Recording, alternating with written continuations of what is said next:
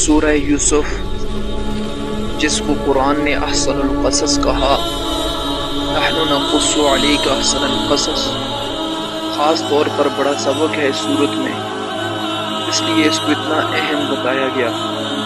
اس میں اللہ تعالیٰ دو جماعتوں کا تذکرہ کرتے ہیں، ایک جماعت یوسف علیہ السلام کے بھائیوں کی اور ایک جماعت یوسف علیہ السلام کی۔ جی ہاں، کئی بندے اکیلے ہوتے ہیں لیکن اپنی ذات میں ادارہ ہوتے ہیں، ایک ہوتے ہیں لیکن جماعت سے زیادہ باری ہوتے ہیں۔ دلیل قرآن سے پیش کرتا ہوں، ان ابراہیم کان امہ، بے شک ابراہیم علیہ السلام امت تھے۔ دیکھا جی ہاں، ایسا بھی ہوتا ہے، ایک جماعت یوسف علیہ السلام کی اور دوسری جماعت ان کے بھائیوں کی۔ بھائیوں پر امتحان آیا، وہ کہنے لگے ہم یوسف کو قتل کر دیتے ہیں، اقتلوا یوسف او اطرحوہ، ہم یہ گناہ کر گزرتے ہیں، یا یوسف کو ہم جو ہے قتل کر دیتے ہیں یا کسی زمین میں چھوڑ دیتے ہیں، اور پھر اس کے بعد ہم توبہ کر کے نیک بن جائیں گے۔ چنانچہ گناہ کر گزرے، یوسف علیہ السلام پر بھی امتحان آیا، وراودته التي هو في بيتها عن نفسه، یہ اللہ تعالیٰ کی رحمت تھی کہ ایسے امتحان سے بھی بچ گئے، حتیٰ کہ گوئیاں دے دی عورت نے، اور کہنا پڑا مالک کو، یوسف و ایھا صدیق، اے سچے یوسف۔ سبحان اللہ، اللہ اکبر۔ پھر کیا ہوا؟ اللہ تعالیٰ نے پھر ان کو جیل سے نکال کر تخت پر بٹھا دیا۔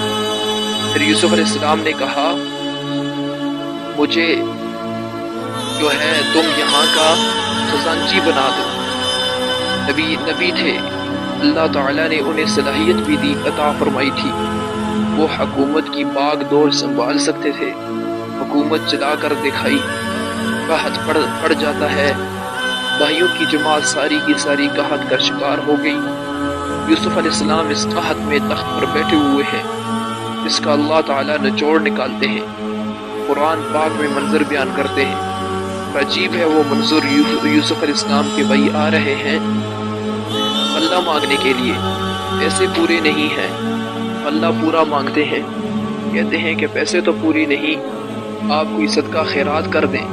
یہ نبی علیہ السلام کے بیٹے، وہ بھی نبی علیہ السلام کے بیٹے، یہ امتحان میں ناکام، وہ امتحان میں کامیاب، یہ تخت پر ہے، اور وہ جو ہیں یہ جو ہیں یوسف علیہ السلام امتحان میں کامیاب ہے اور اس کے بھائی امتحان میں کامیاب ہیں۔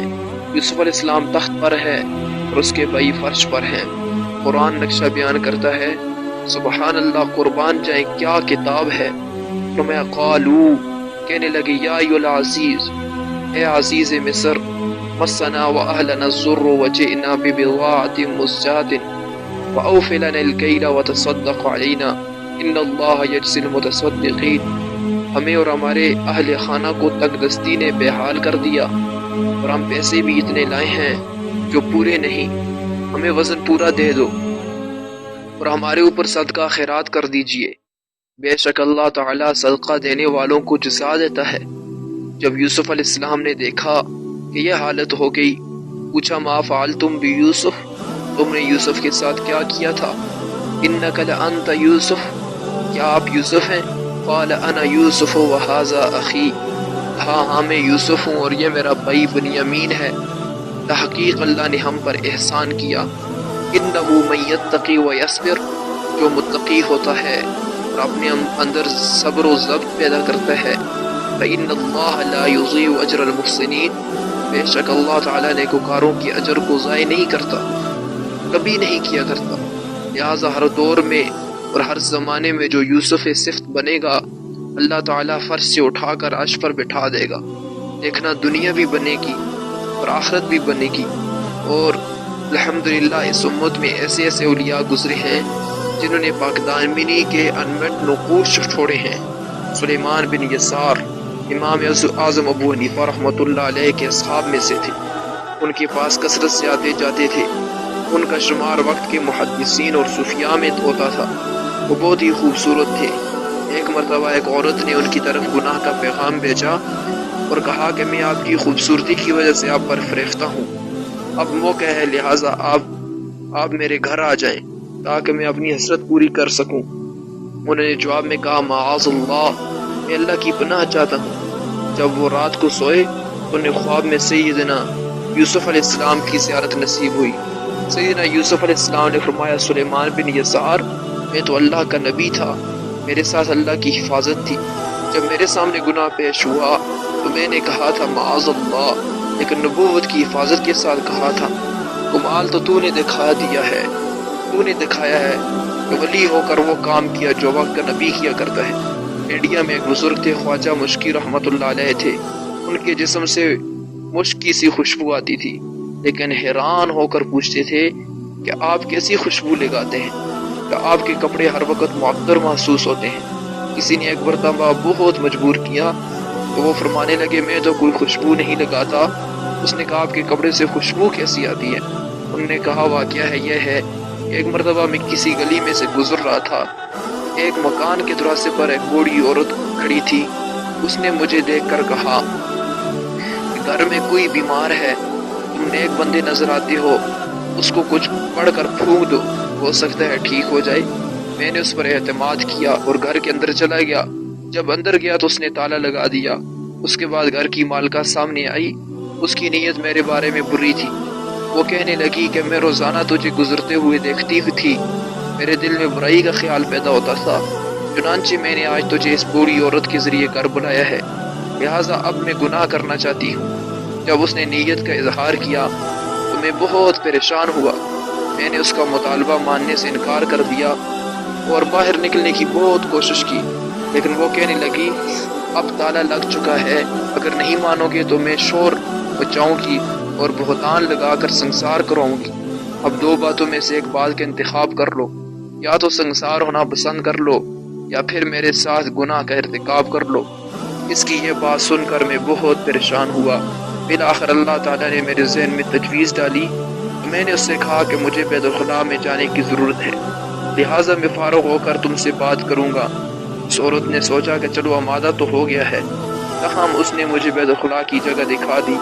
میں وہاں گیا تو مجھے بیت الخلاء میں جو گندگی اور نجاست نظر آئی، میں نے اسے اپنے ہاتھوں سے اپنے جسم پر اور اپنے کپڑوں پر مل لیا۔